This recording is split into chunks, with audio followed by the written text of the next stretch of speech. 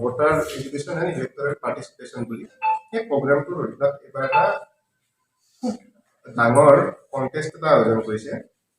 সেইটো কণ্টেষ্টৰ থিম হৈছে মাই vote my future power of one vote. এই যিটো কণ্টেষ্ট, এই গোটেই কণ্টেষ্টটো অনলাইন প্লেটফৰ্মত হ'ব। UCI অনলাইন প্লেটফৰ্ম এটা দিছে, বনাইছে সেইটো কাৰণে।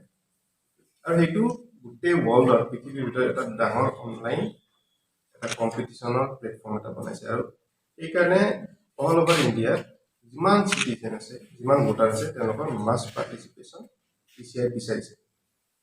আমাৰ আজি একচুৱেলি মূল উদ্দেশ্য সেইটোৱেই, সেই বিষয়ে যাতে মানুহখিনি এৱেৰ হয়, সেইকাৰণে আমি আজি এই প্ৰেছ মিটটোৰ আয়োজন কৰা হৈছে।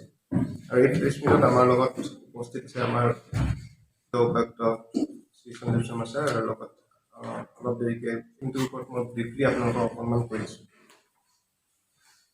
একচুৱেলি আমাৰ এই যিটো কণ্টেষ্ট, সেই কণ্টেষ্টটোৰ উদ্দেশ্যটো হ'ল আমাৰ গোটেই যিখিনি ভোটাৰ আছে, সেই ভোটাৰখিনি এৱেৰ কৰা আৰু তেওঁলোকৰ যিটো টেলেণ্ট আছে, প্ৰতিভা আছে, সেই প্ৰতিভাটো যাতে বিকাশ হয় আৰু সেই প্ৰতিভাটোৰ দ্বাৰাই যাতে বাকী মানুহবোৰ বা ভোটাৰখিনি এৱেৰ হয়, সজাগ হয়, সেইটো উদ্দেশ্য আগত ৰাখি এই কণ্টেষ্টটো অনুষ্ঠিত কৰা হৈছে। ইয়াত আমাৰ 5টা প্ৰতিযোগিতা হ'ব।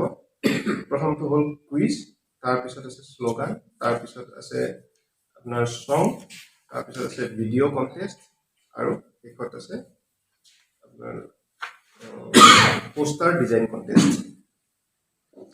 এই 5টা কণ্টেষ্টত বেলেগ বেলেগ ধৰণৰ প্ৰাইজ মানি ৰখা হৈছে।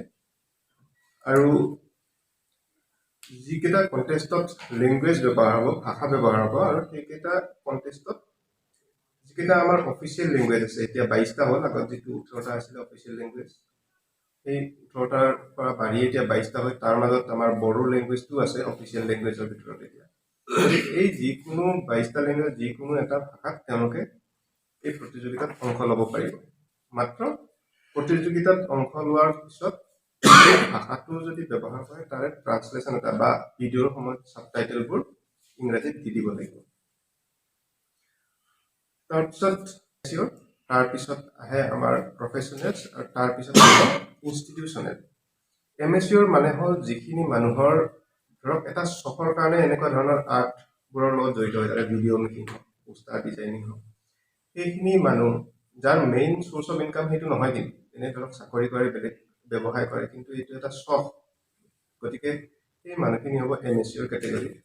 তাৰপিছত আহে প্ৰফেচনেলছ। প্ৰফেচনেলছখিনি হ'ল যিবোৰে প্ৰফেচনেলি সেই ফিল্ডখনত আছে, যাৰ মেইন চ'ৰ্চ অফ ইনকাম সেইটো। এতিয়া ছিংগাৰ এজনৰ মেইন চ'ৰ্চ অফ ইনকাম গান গায়, তেওঁ প্ৰফেচনেল। তেওঁলোকে যদি এই কণ্টেষ্টত পাৰ্টিচিপেট কৰে, তেতিয়াহ'লে তেওঁলোকে যিটো প্ৰফেচনেল কেটেগৰী আছে, সেই কেটেগৰীটোত পাৰ্টিচিপেট কৰিব লাগিব। আৰু 3 নম্বৰ কেটেগৰী আছে ইনষ্টিটিউচনেল। মানে যেনেকৈ স্কুল আছে, কলেজ আছে, অফিচ আছে, বেলেগ অৰ্গেনাইজেশ্যন আছে, যেনেকৈ ধৰক NGOবোৰ আছে, তেনেকুৱা যিবোৰ ইনষ্টিটিউচনছ থাকে, তেওঁলোকে যদি পাৰ্টিচিপেট কৰে, তেওঁলোকে ইনষ্টিটিউচনেল কেটেগৰীটোত পাৰ্টিচিপেট কৰিব লাগিব।